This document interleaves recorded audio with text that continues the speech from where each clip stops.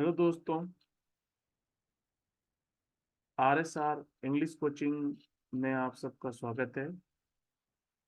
जैसा कि मैं डेली वीडियो अपलोड कर रहा हूँ और बढ़िया से बढ़िया कंटेंट और वीडियोस में प्रोवाइड कर रहा हूँ, जिससे कि इजीली जो भी बच्चे बड़े या अंडर प्रोग्रेस जो भी पढ़ना चाहते हैं, तो इजीली वीडियो को देखकर समझकर अपने इंग्लिश स्पीकिंग को बेहतर कर सकते हैं। जिस चीज़ के लिए लोगों द्वारा लाखों रुपए लिए जाते हैं, वो मैं फ्री ऑफ कॉस्ट आपको दे रहा हूँ कंटेंट। और उससे मुझसे कोई पर्सनली पढ़ना चाहता है तो 200 रुपीज़ पर मंथ है, जिसमें मैं पर्सनली क्लास से ऑनलाइन पढ़ाता हूँ, जिसकी 200 रुपीज़ पर मंथ फीस है। मैक्सिमम 5 to 6 मंथ का कोर्स है। और अगर कोई फास्ट करना चाहे तो उससे भी फास्ट ये कोर्स कंप्लीट कर सकता है। और गारंटी के साथ आपको इंग्लिश लिखना पढ़ना बोलना सब आएगी, सारे कंसेप्ट क्लियर होंगे। और आज इंग्लिश लैंग्वेज का बहुत महत्व आप जानते हो। अगर कोई ग्रेजुएट होना चाहता है तो आफ्टर 12th के बाद भी इंग्लिश की बहुत इंपॉर्टेंस है। और खासकर हिंदी मीडियम वाला कोई बच्चा है तो उसको तो इंग्लिश की बहुत ही जरूरत है, क्योंकि इंग्लिश लैंग्वेज के बिना ना तो वो जॉब सही कर पाता है, ना कोई एजुकेशन ले पाता है। क्योंकि सारी बुक्स आफ्टर 12th के बाद ग्रेजुएशन के अंदर और पीजी में भी सारी बुक्स इंग्लिश में हैं। उनका अपनी लैंग्वेज में कन्वर्ट करना, जब आपको इंग्लिश आएगी तो आप अपनी लैंग्वेज में कोई भी चीज़ याद कर सकते हो, उसको इंग्लिश में कन्वर्ट कर सकते हैं। सबसे सरल तरीका ये है पढ़ने का। ठीक है। अभी तक हम टाइप ऑफ सेंटेंस पढ़ चुके हैं, टाइप ऑफ टेंस पढ़ चुके हैं। अब टाइप ऑफ टेंस में हम सबसे पहले है प्रेजेंट टेंस, उसके बाद पास्ट और फिर फ्यूचर। प्रेजेंट टेंस मतलब वर्तमान जो अभी हो रहा है। उसमें भी चार पार्ट है। तो सबसे पहला सिंपल प्रेजेंट टेंस है। सिंपल प्रेजेंट टेंस आप पढ़ चुके हैं, उसके अफर्मेटिव, नेगेटिव और इंट्रोगेटिव तीनों तरह के सेंटेंस का फॉर्मूला आप देख चुके हैं। ठीक है। और कल जो हमारा टेस्ट सीरीज था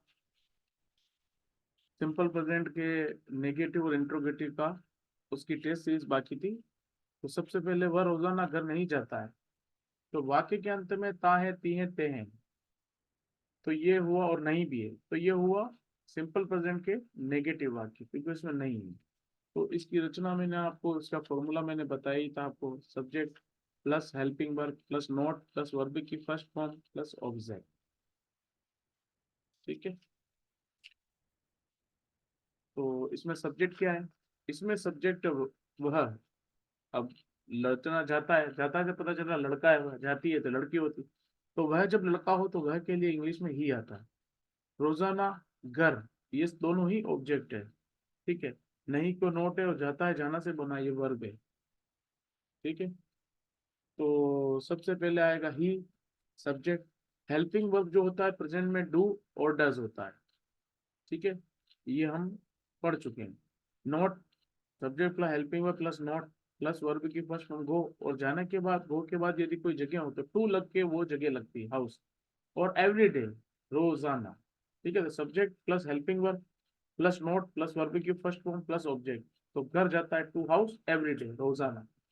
ठीक है। कोई दिक्कत हो तो मुझसे पूछें, कमेंट्स भी कर सकते हैं, मैं उसका जवाब दूंगा।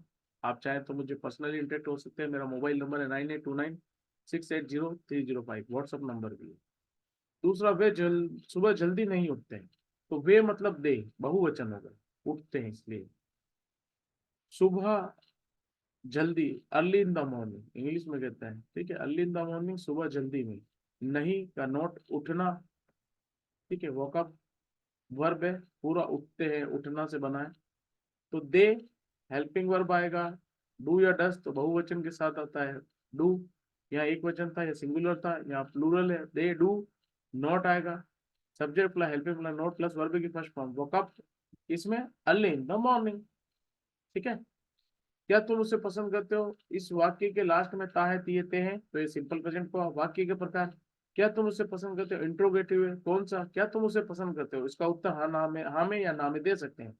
तो इसकी रचना या इसका फॉर्मूला है, सबसे पहले helping verb plus subject plus verb की फर्स्ट फॉर्म प्लस ऑब्जेक्ट। ठीक है। तो सबसे पहले हेल्पिंग वर्ब आएगा। तुम बहुवचन मानते होता नहीं है, लेकिन यू को हमेशा प्लूरल में ही लिया जाता है। सामने वाला सिंगुलर है लेकिन यू प्लूरल में काउंट होता है इंग्लिश में, ये याद रखें। कुछ चीजें याद रखने की आप नोट कर ले और याद ही रखनी होगी, because this is the language, this is the grammar. ठीक है। We will have to learn about this something and keep something in mind every time every day. Okay. और प्रैक्टिस के बाद ऑटोमेटिक ये आपको आ जाएगा। ठीक है, तो क्या तुम उसे पसंद करते हो, तो यू के आधार पे डू आएगा, helping verb do, subject you, पसंद करना को लाइक कहते हैं, हिम और हर इसलिए लिखा है कि उसे, उसे लड़की भी हो सकता है और लड़का भी हो सकता है, तो जब लड़का है तो हिम और लड़की है तो हर, ये ऑब्जेक्ट रूप है। ही का ऑब्जेक्ट रूप है हिम और शी का ऑब्जेक्ट रूप है हर। ये मैं आपको बताऊंगा जैसे जैसे आएगा, ठीक है। जब सामने लड़की हो और उसका कहना हो तो हर, और लड़का और उसका कहना हो तो हिम, ऑब्जेक्ट रूप में। और सब्जेक्ट में अगर लड़का हो तो ही, वह के रूप में, और लड़की हो तो शी। ठीक है, वे कहाँ जाते हैं, तो तायती येते हैं आखिरी वाक्य के अंत में। और कहाँ जाने का आंसर देना पड़ेगा, कहाँ की जगह बतानी पड़ेगी, तो वो हुआ WH वर्ड वाला। तो अंग्रेजी में कहाँ को कहते हैं वेयर, तो वेयर। ठीक है, डू आया दे के हिसाब से, क्योंकि सब्जेक्ट वे है, प्लूरल है, तो वेयर डू दे गो, जाना। ओके, तो आज का ये सेशन सिंपल प्रेजेंट टेंस के अफर्मेटिव, नेगेटिव, इंट्रोगेटिव सेंटेंस का टेस्ट भी खत्म होता है। सिंपल प्रेजेंट टेंस की अफर्मेटिव सेंटेंस हम पढ़ चुके हैं पिछले 2 वीडियोस में। आज हमने ये पढ़ा है, आज हम पढ़ेंगे नेक्स्ट चीज, प्रेजेंट कंटिन्यूअस टेंस। ठीक है, प्रेजेंट कंटिन्यूअस टेंस, हर टेंस के 4 4 हिस्से हैं। प्रेजेंट के 4 है, पास्ट के 4 है, और फ्यूचर के 4 है। और उनमें वाक्य के टाइप हमेशा तीनों रहेंगे, अफर्मेटिव, नेगेटिव, इंट्रोगेटिव, ये सब में पढ़ना पड़ेगा। इनकी फॉर्मेशन भी लगभग सेम होगी, कुछ वर्ब की फर्स्ट फॉर्म में ये लगेगा, कुछ भी लगेगा, वो लगेगा, इस तरह से आएगा जो मैं आपको बताऊंगा, और वो आपको याद करने हैं। और कुछ में आपको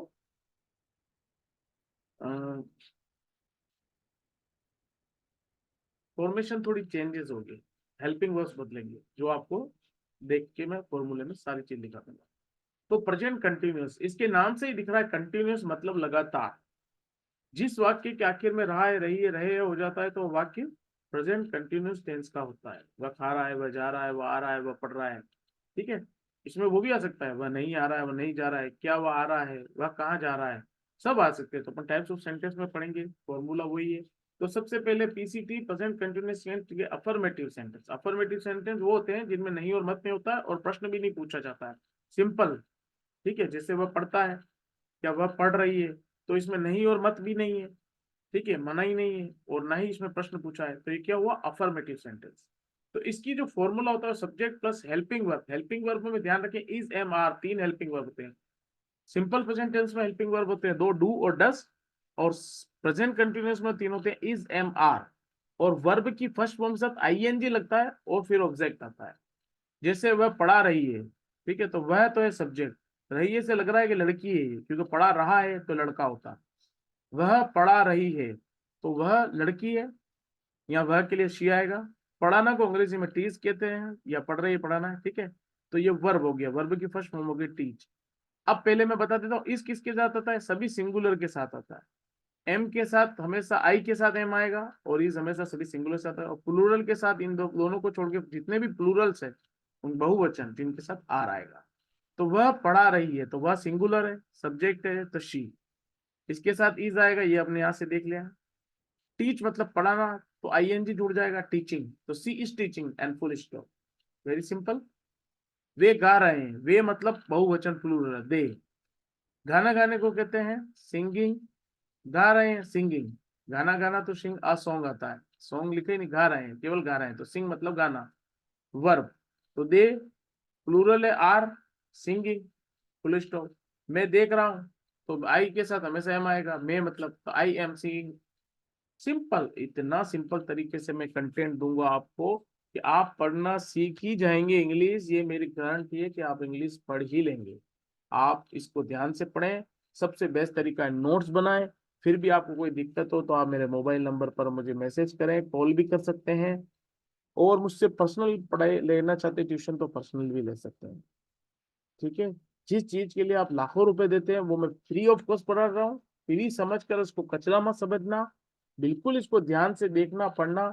मैं इनके धीरे धीरे समय निकाल के PDF भी लोड कर दूंगा, सभी के नोट्स के, वो भी आपको अवेलेबल होगा। Okay, thank you.